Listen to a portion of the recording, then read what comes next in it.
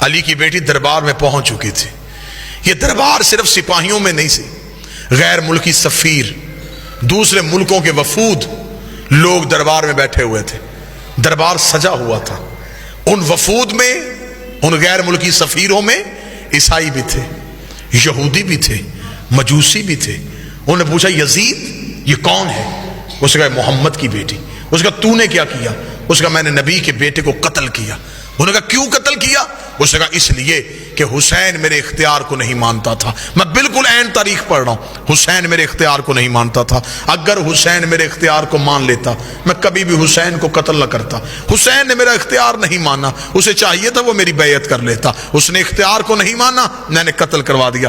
علی کی بیٹی کی کان میں یہ آواز آئی. بی بی 2 قدم آگے بڑھی، آگے بڑھ گئی. یزید تو کہتا ہے ہم نے تیرے اختیار کو نہیں مانا، تیرے دربار میں روشن دانوں سے ہوا کا شور آ رہا ہے، میں تجھ سے بات کرنا چاہتی ہوں، تھوڑی دیر کے لیے ہوا روک. جب بی بی نے کہا تھوڑی دیر کے لیے ہوا روک، یزید یہ کہتا علی کی بیٹی میں ہوا کیسے روکوں؟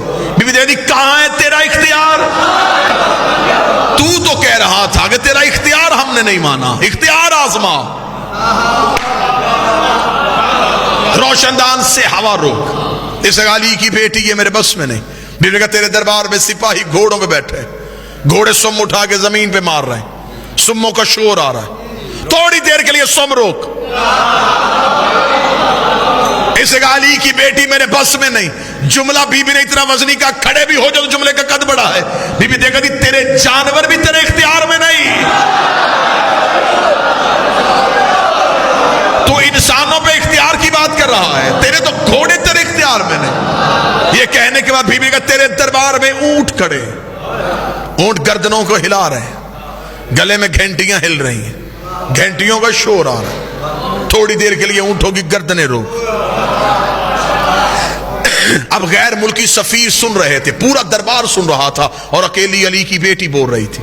یزید کہتا کیا کہہ رہی ہے تو بنت محمد؟ کبھی کہتی ہوا روک، کبھی کہتی سم روک، کبھی کہتی اونٹوں کی گردنیں روک. یہ سب کچھ میں کیسے کروں؟ بی بی 4 قدم آگے بڑھی. دیر کا پھر ہم تجھے اپنا اختیار دکھاتے ہیں. بی کا اسکت خاموش. اتنا کہنا تھا روشن دانوں میں ہوا رک گئی. جس گھوڑے نے سم اٹھایا تھا اس نے زمین پہ رکھا نہیں، جس اونٹ کی گردن ہلی تھی اس کی واپس نہیں آئی، جس انسان کی آنکھ کھلی تھی اس کی بند نہیں ہوئی، جس کا ہاتھ اٹھا تھا اس کا نیچے نہیں آیا، جس کے نتنے سے سانس نکلی تھی دوسرے نتنے سے واپس نہیں آئی. انسانوں کے دلوں کی دھڑکنیں ان کے کانوں میں سنائی دینی شروع ہوئی. جب پورا دربار پتھر کا ہو گیا، علی کی بیٹی چلتی ہوئی یزید کے تخت کے سامنے آئی. بی بی نے ہاتھ کا اشارہ کیا، یزید کی ناپاک روح اس کے بدن میں واپس آئی. اس نے پورا دربار پتھر کا دیکھا کہ ہر چیز اپنی جگہ پہ رک چکی ہے، بھوک کا عالم ہے. یزید کے چہرے پہ موت کی زردی آئی.